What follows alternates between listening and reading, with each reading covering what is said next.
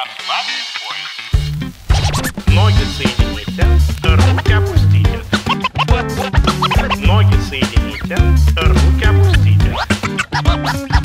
Ноги соедините. Bonjour Pierre.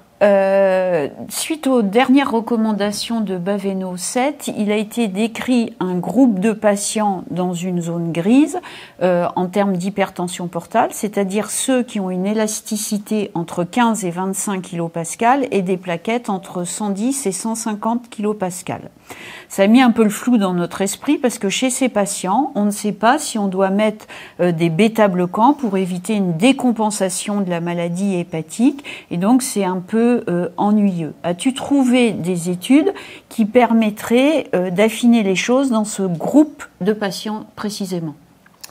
Alors, cette zone grise, elle pose des problèmes. Effectivement, j'ai sélectionné un travail prospectif multicentrique, français et sud-asiatique, qui a étudié les valeurs du FibroScan chez plus de 2700 patients qui avaient une hépatopathie chronique avancée, et qui a évalué le devenir de ces patients en fonction du FibroScan en termes de décompensation de la maladie hépatique, en termes de décès d'origine hépatique et en termes de survenue de CHC.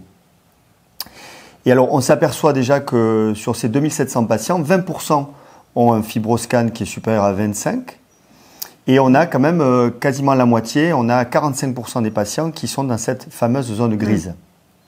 Et les auteurs ont montré que l'incidence cumulative de décompensation à 5 ans était élevée dans le groupe de patients qui avaient un FibroScan supérieur à 25, ça c'est assez connu, 11% à 5 ans de décompensation, qui était 3 fois plus important que les patients qui étaient dans cette zone grise, puisque l'incidence cumulative est mesurée entre 4 et 5%, ce qui n'est pas du tout négligeable.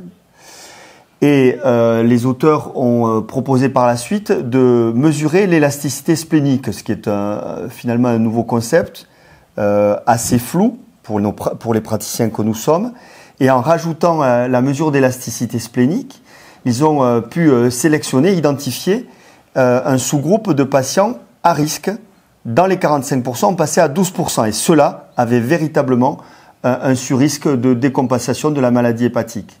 Donc c'est une étude qui ramène un nouvel élément qui est cette mesure de l'élasticité splénique. C'est peut-être, on est peut-être au tout début de ça, et elle mérite bien sûr une confirmation par d'autres études prospectives afin de la confirmer.